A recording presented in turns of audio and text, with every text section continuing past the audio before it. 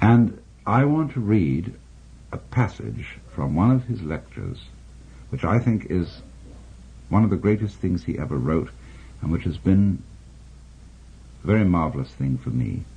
It was in a lecture delivered to a group of clergy in Switzerland a considerable number of years ago, and he writes as follows. People forget that even doctors have moral scruples, and that certain patients' confessions are hard even for a doctor to swallow. Yet the patient does not feel himself accepted, unless the very worst in him is accepted too. No one can bring this about by mere words.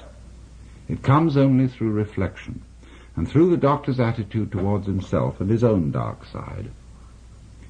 If the doctor wants to guide another, or even accompany him a step of the way, he must feel with that person's psyche. He never feels it when he passes judgment. Whether he puts his judgments into words or keeps them to himself makes not the slightest difference. To take the opposite position and to agree with the patient offhand is also of no use. Feeling comes only through unprejudiced objectivity. This sounds almost like a scientific precept, and it could be confused with a purely intellectual, abstract attitude of mind. But what I mean is something quite different. It is a human quality, a kind of deep respect for the facts, for the man who suffers from them, and for the riddle of such a man's life. The truly religious person has this attitude. He knows that God has brought all sorts of strange and inconceivable things to pass, and seeks in the most curious ways to enter a man's heart. He therefore senses in everything the unseen presence of the divine will. This is what I mean by unprejudiced objectivity. It is a moral achievement on the part of the doctor, who ought not to let himself be repelled by sickness and corruption. We cannot change anything unless we accept it. Condemnation does not liberate, it oppresses. I am the oppressor of the person I condemn, not his friend and fellow sufferer. I do not in the least mean to say that we must never pass judgment when we desire to help and improve. But if the doctor wishes to help a human being, he must be able to accept him as he is. And he can do this in reality only when he has already seen and accepted himself as he is. Perhaps this sounds very simple, but simple things are always the most difficult. In actual life, it requires the greatest art to be simple, and so acceptance of oneself is the essence of the moral problem and the acid test of one's whole outlook on life. That I feed the beggar, that I forgive an insult, that I love my enemy in the name of Christ, all these are undoubtedly great virtues. What I do unto the least of my brethren, that I do unto Christ. But what if I should discover that the least amongst them all, the poorest of all beggars, the most impudent of all offenders, yea, the very fiend himself, that these are within me, and that I myself stand in need of the alms of my own kindness, that I myself am the enemy who must be loved, what then? Then, as a rule, the whole truth of Christianity is reversed. There is then no more talk of love and long-suffering. We say to the brother within us, Raka, and condemn and rage against ourselves.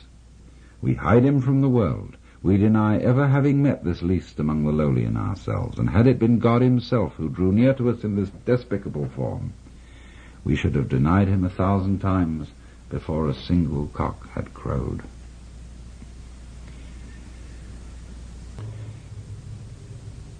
Healing may be called, Jung says, a religious problem. In the sphere of social or national relations, the state of suffering may be civil war, and this state is to be cured by the Christian virtue of forgiveness and love of one's enemies.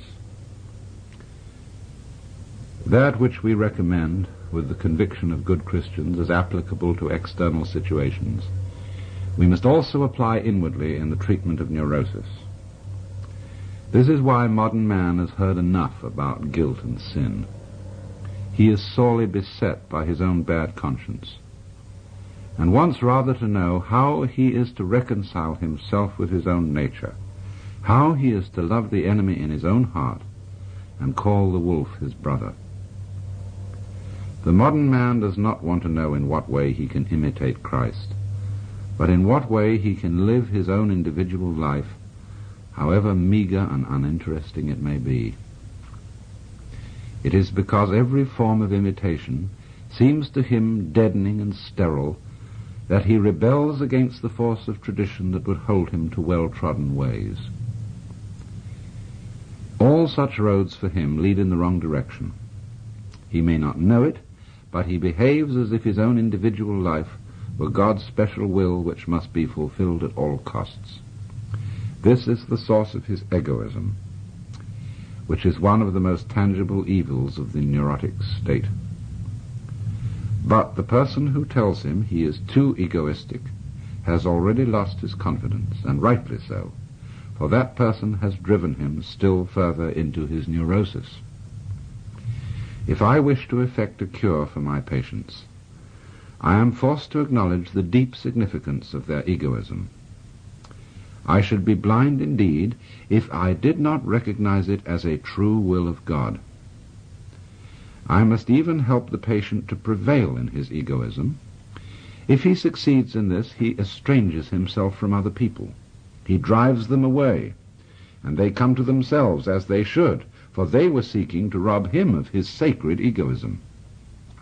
This must be left to him, for it is his strongest and healthiest power. It is, as I have said, a true will of God, which sometimes drives him into complete isolation. However wretched this state may be, it also stands him in good stead, for in this way alone can he get to know himself and learn what an invaluable treasure is the love of his fellow beings. It is, moreover, only in the state of complete abandonment and loneliness that we experience the helpful powers of our own natures. When one has several times seen this development at work, one can no longer deny that what was evil has turned to good, and that what seemed good has kept alive the forces of evil.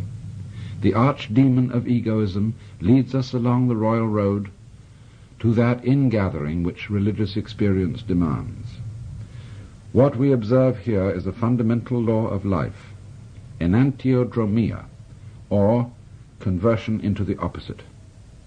And it is this that makes possible the reunion of the warring halves of the personality, and thereby brings the civil war to an end.